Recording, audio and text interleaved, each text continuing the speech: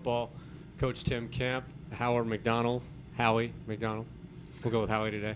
And Kedrick Starr, also known as Ked. So we're going to go ahead and start with Coach Camp. Coach, do you have any opening remarks on your outlook for the 2012 season? Well, the first remark we have, we're in practice number 13. We just finished step one, just got off the field, and we're progressing right along. We're not ready to play yet. I know that, but we have some time to get ready for Montana Tech, and that's been our focus. Consistency today was the key word. You know, we got to be more consistent in everything we do, not only on the field but in the locker room and obviously the community. So we're right on track. I feel good about it. We have a bunch of good leaders within our program. I'm never pleased, and I think the players know that, but we're definitely working towards perfection if we can, and continue to build on a program that when we found it 4 years ago, it definitely needed help, and that's still the direction that we're going. We still need help, but I think we got some of the pieces figured out.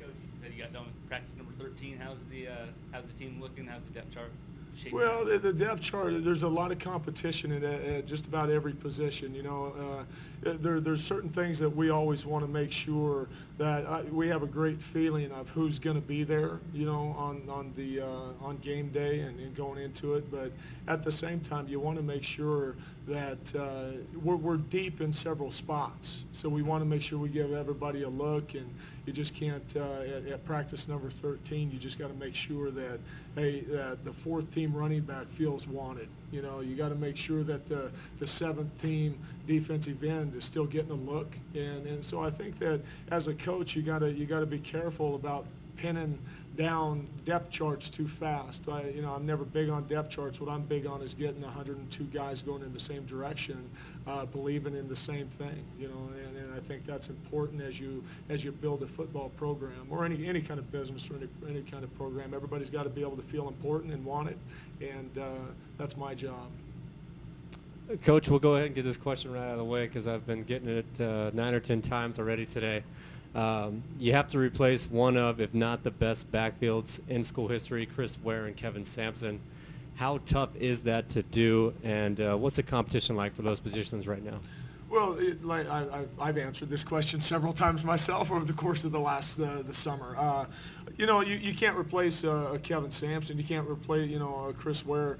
You know, Chris broke several school records, if not all of them. Kevin Sampson, the leading rusher in school history, two very athletic people. The thing about it is that they didn't play by themselves, and they were great teammates. We're going to miss them, but the one thing that we were committed to doing was continuing to build depth and going out and finding other guys that can come in and do those things. And we feel good. We have a stable of quarterbacks and we have a stable of running backs that I think are going to be some of the best in the Frontier Conference or up at the upper edge. Again, the Frontier Conference, one of the best conferences in the country, if not the best. So I feel great about the competition. We're deep at those spots.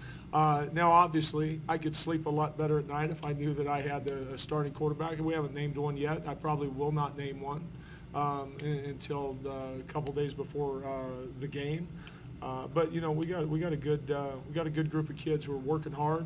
You know, they're not making every throw correctly, but the last time I checked, Chris didn't either, you know. So it's a work in progress, and I think that's why you coach. I think that's why you coach small college football. I think that, you know, just to be able to go out there and have fun and coach the game that you love and with kids that you love coaching, I think that makes a huge difference in coming in every morning and going home every night when it's dark. We love it, you know. But to answer your question, can't replace them, but we're working hard to do it. Coach, obviously the Frontier Conference expanding a little bit. Has that translated into more enthusiasm for you guys? Well, I think I'm enthusiastic to get on the bus to go to Dickinson State. I think that's the one I'm waiting for the most.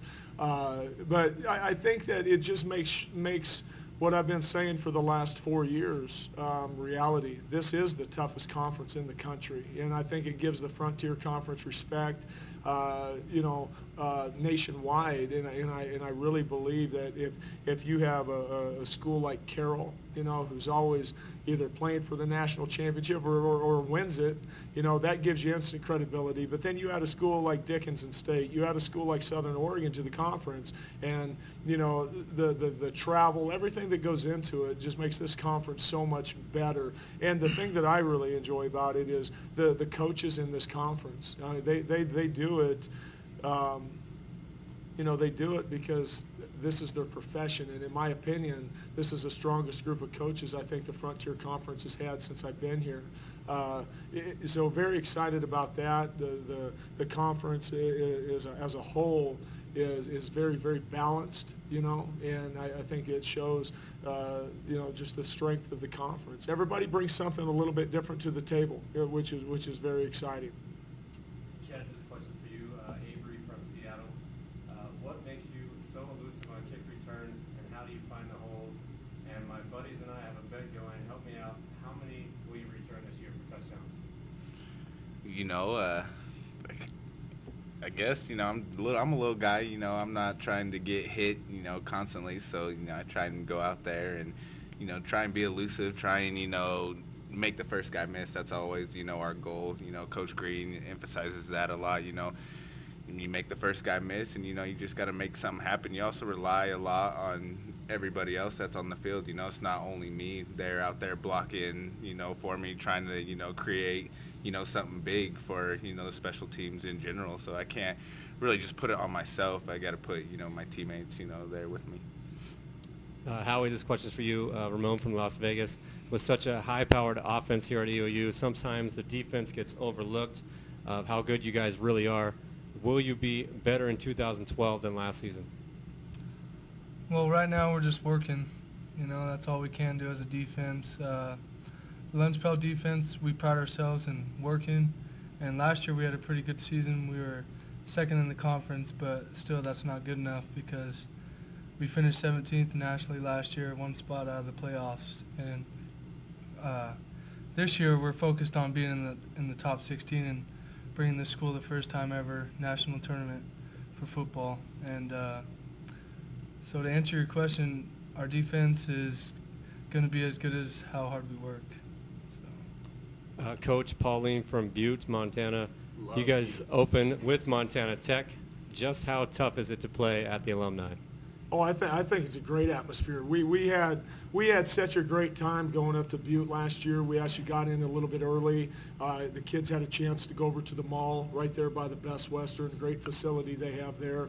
And then we were able to go up to the stadium the day of and actually have a nice walkthrough and kind of got a feel for what it was going to be like. But then I think that the fans, and they had a big barbecue. They got that Jumbotron up there. You know, and the atmosphere that they created there for us was something that for small college football, I think that our guys dream about. And then to be in Butte, Montana, to be able to do that is a huge deal for us because that's one of our shorter trips. But just to be able to have the family together, have the team together, and have the support of our fans up there, it's a tough place to play, and you don't often come out of there with a win. So we were very, very lucky and very, very fortunate last year to be able to do that. And our kids played hard. That's a very good Montana Tech football program and team, and I know Chuck will have them ready to go. So we're going to have our hands full, you know, with Montana Tech. There's no pushovers in the Frontier Conference, and certainly not up at Butte. Coach, you have a new offense coordinator this year for the first time since you've taken over. Talk about Tyler Paopao and what he brings to the program. Yeah, I've been trying to keep it quiet for a long time. I've been getting a lot of phone calls on it. I think Tyler's a very good football coach, and that was one of the things is in interviewing. You know, 4 years ago, it took a long time to find the right guy. Eastern Oregon wasn't really a have offensively at that point. I think they scored like 12 points a game, 12.1 points. Not a lot of firepower there. But the one thing that we've been able to do with our student athletes is be able to let them understand that, hey, it's okay to be in the top 5, top 10 in the country at things. If you're going to do it, you're going to put your name in the hat. We're going to try and do the very, very best. So we've been able to hire great coaches here, and I think that they don't get enough credit. The assistant coaches are what make this program run. And you know, the addition with Coach Paopao, I interviewed 9 guys. And I always go with my gut. I always go with, at the end of the day, would I want Coach Powell, would I want Zach Tinker, would I want Coach Suyanoa, would I let them coach my two boys and now my daughter, you know? And at the end of the day, the answer was without a doubt, yes. You know, because when they come into our program, they got to be the fit. I don't care what they know offensively or defensively. They have to do it under the umbrella that I create. This is what I want to be. This is how I want to do it. And if they're able to do those things, then they'll last here a long time. If they're not able to do those things, you know, then we'll part ways. But I think the way that they treat the kids is the most important thing. Some of our starters are on $0. Some of our second team guys are on $0. Some of our starters are on $500.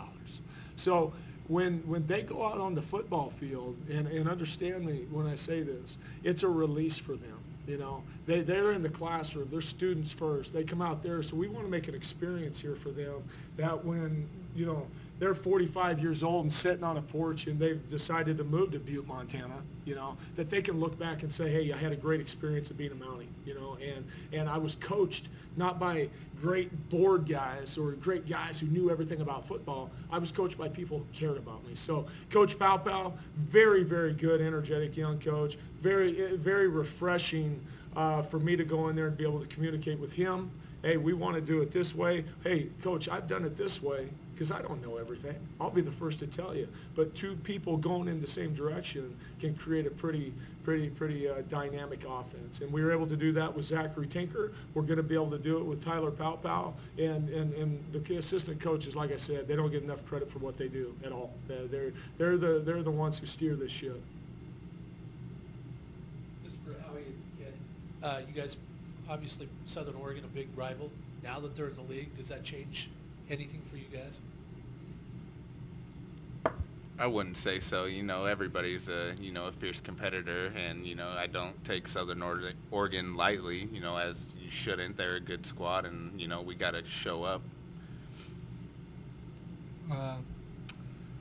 For me personally, we haven't beat Southern the 3 years I've been here, so it's an opportunity to play them twice this year, and they're a very solid team. But we're pretty good too, and I think playing Southern Oregon will be a great test. I'm excited. It's always fun to go down to Medford too. Yeah. Nice and warm. Howie, this question is for you from Howard in Kelso, Washington. He says, first off, you have a great name. Secondly, what was it like beating Carroll last season in Helena, and what would it mean to do it again this year? And Donald from Rockland, California says, are you going to skunk Carroll this year? Donald's my grandpa, by the way. Oh, yeah? Yeah. Yeah, nice. It was fun when we played Carroll. We had a good team last year, and we knew we had a chance if we played our type of football, and we went there and we won, and that was probably the most fun I've had here since I've been here at Eastern. It was exciting just to see everybody. We were pretty excited, and then having Jordan Spence after the game, he had a little incident which added extra excitement, but that was fun. And in order for us to beat Carroll this year, we just got to play our game. We got to minimize mistakes, play solid defense, and offensively just move the ball down the field and control the clock. Defensively, just make the plays that are presented to us. And Greg from LeGrand wants to know for all three of you, you go all the way to North Dakota this season as if 5 trips to Montana were not enough. What do you do on all those long trips, and what's on your iPods? Coach, I know you got a secret plan, right? Hey, Bob's playing in the locker room right now.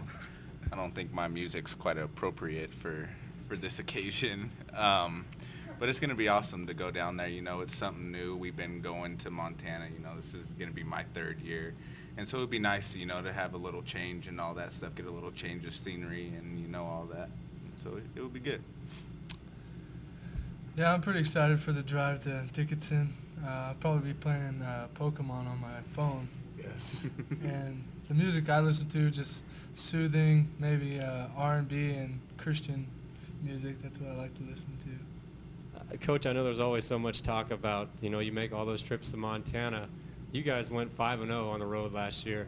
What did that mean to to quiet all that talk? Well, I think that was the first thing that we had to address when we got here. You know, the guys complaining about the trip up into the beautiful state of Montana. You know, the problem is that they didn't realize what they had, and they're in a conference. And that was the first and the best thing that ever happened to Eastern Oregon. So I think you just had to readjust some attitudes and let them know and see the importance level of what was happening. And then it went from, well, hey, we can win on the road. Well, hey, you know what? We can win at home, but we can also win on the road, guys. So we changed up some of the ways that we travel, some of the ways that they did it before, and I think that made a huge difference. You know, we expect so much out of these kids. Well, they're not going to get a pizza the night before for pregame. We're gonna do it the way a college football program should do it, and we're not gonna hold back. You know, if we need this for these kids, I'm very, very committed, and our coaching staff is too, that we don't want to hear about what we don't have. You know, we don't have a 55-passenger bus. We have 247s. Well, you know what? It's got wheels, and we're going to go to Montana. All right, and we're going to make it the best trip ever. So I think that was the first thing. Now we haven't arrived by any means. You know, it's the road trips are tough. We embrace them, but you know, we try and do things to break up the trip for us. Being able to stop at the University of Montana and let our kids see what the University of Montana has, to stop in Bozeman, and you know, to be able to do things like that is huge for our kids. You know, our trips to Oregon State and you know, on the way down to Southern, I think, has opened their eyes up to see, hey, we got some pretty good things here at Eastern. You know, and again, we have no compassion for people who complain. You know, we're gonna do it our way, and we're gonna continue to fight the good fight with everything that we do. A question here from Community Stadium fan. It seems like you guys were a force on the road more than at home last season. Will this change? Yeah, that's a direct reflection of their head coach, I think. Well, I got to be better. I think that we take it for granted sometimes that you know, people coming in from, you know, family, friends, and the stadium. You know, I remember the days that there was 200 people out there. I loved it, okay, because the distractions were limited. Now, you know, you're starting to get some people there, starting, you know, to support. We appreciate the fan support so much, but the thing that I got to do a better job of is we got to make sure that the distractions are limited. We got to figure out other things that we can do to keep them focused. And when I say we, I mean me. You know, so we can keep the attention on the three phases of the game, and that's offense, defense, and the special teams. And if we're able to do that, the one thing I know about an Eastern football program, it don't matter who we play, they're gonna play. Now, the outcome may not be what we want, but our kids will never quit, and that's one thing that I pride myself in, and that's one thing that it just, again, it goes to the assistant, the coaches, the credit. You know, the kids have pride in wearing an Eastern Oregon University football uniform and the amount of gear that they get. So, yes, going to do everything I can in my power to get that changed, and it starts with me.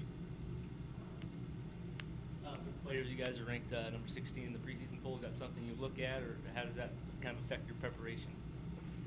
To be honest, I didn't even know. I don't, you know, get on there and look at all that stuff. I feel like that shouldn't dictate, you know, how you feel or, you know, go about your ways of going into the season and everything. I feel like you need to go out every day.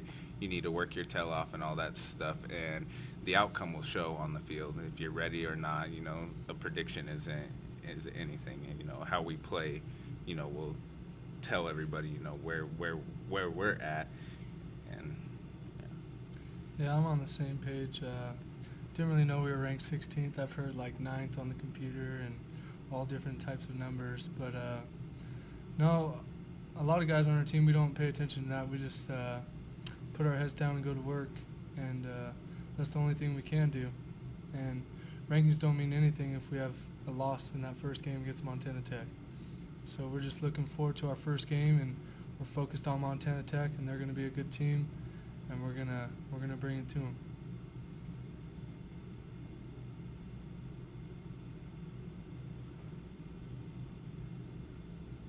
Coach, what do you expect from your offense this year? You can expect, good question. No, you can expect, you know, consistency. You can expect, we're at the point, I guess, with the evolution of this offense that you know, we're going to be able to take advantage of what people give us. And I think that's one of the things as you look at as an offense. My background's offense. I love offense. We've always been in, every school that I've been at, we've been some of the best offenses in the country. But I think what we've really been able to adapt to here at Eastern is to utilize an offensive scheme. I can't just come out and say, hey, we're a spread team. Okay, if we're a spread team, we're a spread team. But if we need to be I-backs or if we need to be in the triple option based on what our kids give us, we have the ability to do that. And I think that's how I've evolved as a coach. We're not just going to try and fit a square peg in a round hole. If we don't have this, well, the answer isn't, well, just throw your hands up or give palms up, okay? We're going to figure out what needs to happen. And I think that for too long, I wanted to be this, and I think that gets you into trouble sometimes. But I think you can expect consistency. We're going to do our very, very, very best to find the hideouts. Every defense has them, okay? We have them, okay? But it's their job to find them. And I think that we can do a better job this year of finding some hideouts, and it might get you a couple more wins. But I think that if, you got to be able to run the football in this conference. You really do. And I think that, that's why we were successful last year. You have Kevin Sampson, and, he was able to find it, and Chris was able to do the things. But I guess to answer your question, consistency and being able to find the other team's hideouts and make them pay for it is the answer to you. Good question. Howie and Ken, what is it like to play for Coach Camp? I know he's right here next to you, but here's your chance to sugarcoat it. It's good. Coach Camp will do a lot for anybody out there. He's a great man, and he'll, make sure that you're taken care of as long as you're doing, the things the right way and his way. Like he said, if it's not how he wants it done, then, he'll shake your hand and, you'll be on your way. But to answer your question, he's a great guy, and like I said, he'll take care of you and, do what he needs to make sure that you're all right. I love playing for Coach Camp. I remember coming on my trip, and my parents met Coach Camp. They're like, all right, you're going to come here. And Coach Camp's a great guy. He runs a very good program here, and he always talks about running a good program, even when he's gone, that he puts the pieces in place to allow this program to excel when he's gone. And it speaks a lot about Coach Camp and how much he cares about this university, and just everything he does is the right thing to do, and he's a great role model for all of us. Coach, you got a fan here, Chuck in Pendleton. What you have done for the program goes beyond better ball on the field. What do you tell your guys that makes them such great men off the field? And two-parter, what are the things you have planned in the community this year? That's a good question. We do have a plan, and I think the biggest thing that you had to do, first of all, Tim Camp had to humble himself a little bit when he first got here. I took a long, hard look at myself, seeing if this is where I wanted to be, and once that I was committed to being at Eastern Oregon, you can win any place. I'm a firm believer you can win any place. Now, how you go about doing it, that's a whole different deal. We've been able to find young men that a lot of people either overlook. We've been able to win in the community on the football field to be able to set a standard. But the first thing you had to do, you had to show pride in Eastern. And again, it comes from the top, and then it goes into the coaches, and then it goes to the players. And it didn't matter to me if you were number one talent-wise or number right now 104. It doesn't matter. If you're on this football program, you got to be treated and held accountable. And I think those are the things that we got to work through and for. But the one thing I'm committed to, not everybody is the same. Everybody's going to get dealt with, and they understand how important is it to be at Eastern Oregon. How important is it to be a student athlete here? Because again, I've built houses in several states coaching the game of football, and I take a great amount of pride in feeding my family at the end of the day. So I'm going to try and show them what it's like being a husband. I'm going to try and show them what it's like being a dad, and then I'm going to show them how to be a coach. And then I'm going to go, you keep going down the list, and what you get is hopefully you get some guys that are looking at you going, hey, you know what? I wouldn't mind being like him one day. you know. And I think those things there, once you can let the kid know you really care about them, then they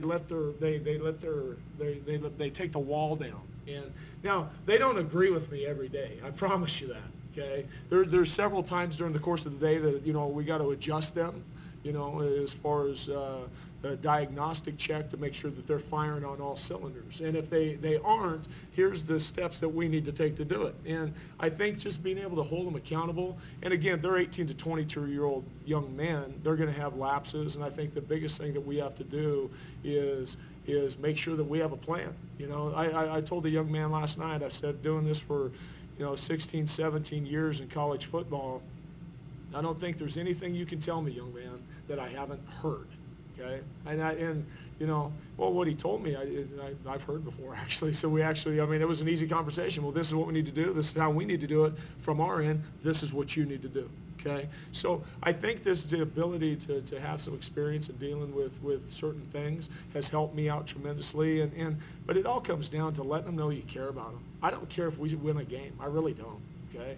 But what I do care about is if we're going to put our name in there and we're going to put Eastern Oregon on the map, which everybody says, we're going to do it to the very, very best of our ability. So we have good kids here, but you got to also understand that they're going to make mistakes, and the ability of a head coach and a coaching staff and the athletic department with our athletic director, you know, we got to have some answers for them. And if we have those answers, everything will run smoothly. But you can't be shocked by anything, but you better have a plan. That's all. That's what we've been able to do here. Who are some new recruits that you expect to contribute right away? Well, I think, man, it was told to me a long time ago, well, it's going to be hard to recruit to LeGrand. And I think all that needed to happen was you had to show them, you know, that you can. And we have some very good recruits. These two young men right here are new, but I'm telling you one thing, that they're going to play, and we have a locker room full of them. So, you know, some of the young kids, we're very, very deep at the running back position. We got a few D linemen coming in here that are very good. You know, we finally got some defensive backs that have been in the program, you know, that it's their time to play, you know. So I don't think that we're going to play. There might be one freshman that I don't redshirt, you know, but we got a couple quarterbacks, I'm telling you, that for small college football, you know, I'd have probably recruited them at Bucknell. I'd have, you know, there's some schools that I'd have taken the shots at those kids, just because I do believe that the talent level, they're being recruited by some pretty good schools too, you know. And I think what our coaches were able to do is convince people that, hey, LeGrand's a pretty dang good place to be, you know. And if you like to bike, you know, hike, hunt, fish, and play football and get a great education while you do it, I think Eastern Oregon's a great place to be. We got two more questions. One from Arnie Saltvik. Can you talk about the team and compare this year's team to your first year? Well, I think that we've changed a lot. But the things that are the same was that team bought in. This team needs to buy in. I think those are similarities, the same process. I think that every year's different. I think that some days I think that we're really, really good. Some days I think that we won't win a game. Some days, you know, but the things that are consistent has to be within what the program is. You know, Eastern Oregon's going to be a strong football program. I mean, I think that's one thing that we're committed to doing. Compare, that team won 5 games. You know, very good football team, I think. You know, coming off a team that didn't hardly win anything.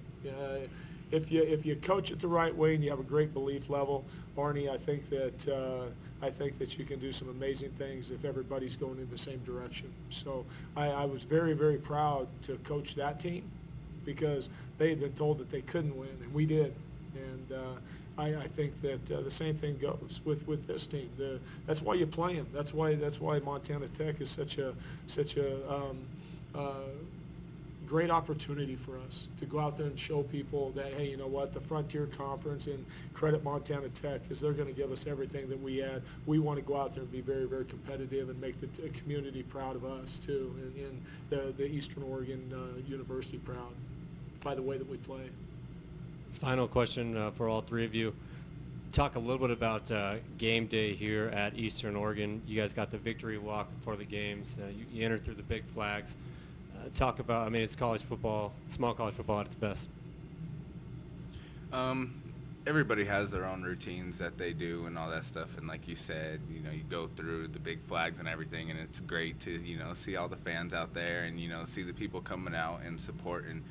But to answer your question, you know, a lot of people do their own thing. You know, you get in the zone, you know, you throw your headphones on and you just focus and, you know, look at the goal ahead, and that is to get the win and all that stuff. And at the end of the day, you know, come out with the W. When I first came here, we didn't ever do the victory walk.